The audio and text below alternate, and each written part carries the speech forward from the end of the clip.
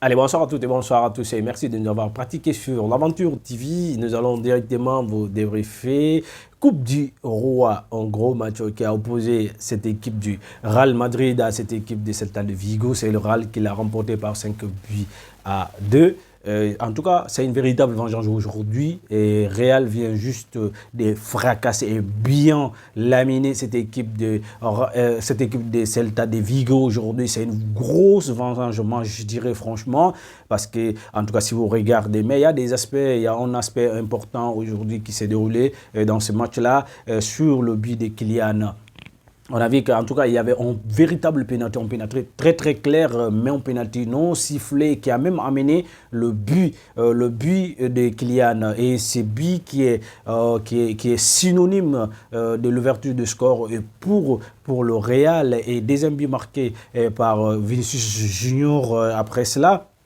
Cette équipe s'est grouillée, ils ont enchaîné des passes, ils ont récupéré la domination, surtout la fin de la deuxième période, franchement, parce que cette équipe de Celta de Vigo était là en place, parce qu'ils ont divisé le terrain en deux, ils sont allés chercher. Ils sont allés chercher ces égalisations, cette égalisation-là, franchement, le premier but marqué par Jonathan Bamba. En tout cas, c'est un joueur très bon. Il est très bon, il est super talentueux. Il est super talentueux parce que ses prises de balles et depuis son entrée en jeu, on a vu, franchement, il y a eu beaucoup de changements, surtout offensivement.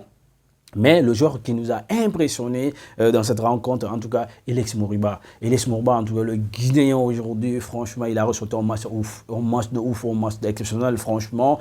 Il est au top de son niveau aujourd'hui, franchement, parce que là, il a été sur tous les coups, et franchement, il est magnifique, il est en forme. Il est en forme, même si on le voit en jeu aujourd'hui, on sait très bien qu'il est en forme. Ses visions de jeu, ses passes, ses in-deux, franchement, c'est exceptionnel aujourd'hui, malgré qu'ils ont perdu aujourd'hui.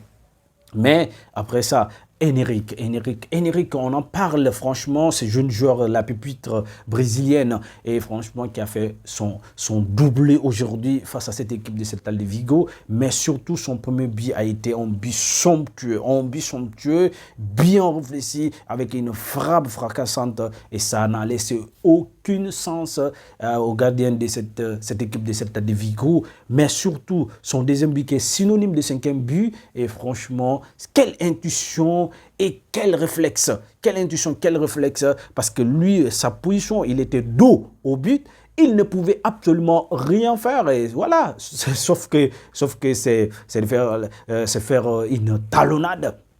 Et ça a été une talonnade exceptionnelle, une magnifique talonnade. Et on a vu Valverde aujourd'hui, il a marqué un somptueux but, un but magnifique. En tout cas, des buts du Real, ce sont des buts vraiment, c'est des buts charismatiques. C'est des buts qui nous bercent. C'est des buts, franchement, qui nous rendent joyeux, qui nous donnent la joie de vivre. Franchement, ils nous ont émerveillés ce soir. Ils nous ont émerveillés ce soir avec des beaux buts, malgré qu'ils étaient en difficulté à un certain moment donné, parce qu'il y avait des doutes dans le camp des équipes du Real Madrid.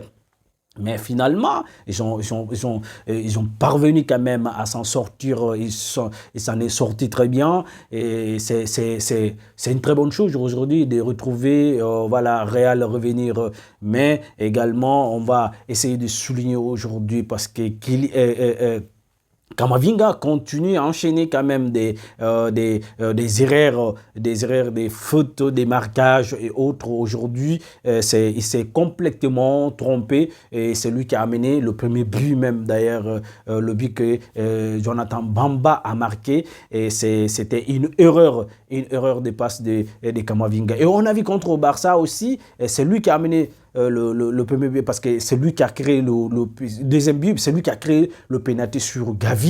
Et franchement, si ça continue comme ça, on voit franchement que lui, il est maladroit. Mais c'est compréhensif, c'est compréhensif, parce que là, on le fait jouer un poste qui n'est pas son poste de prédilection. En tout cas, mais quand on joue à une grande équipe comme Barça, comme Real Madrid, il faut s'attendre à tout, il faut être polyvalent, il faut être un joueur très très bien préparé. Voilà, chers internautes, c'est tout pour aujourd'hui. Nous vous donnons rendez-vous la semaine prochaine pour vous débriefer la Ligue des Champions qui vient. En tout cas, activez la cloche de notification, mais surtout partagez. Allez, merci.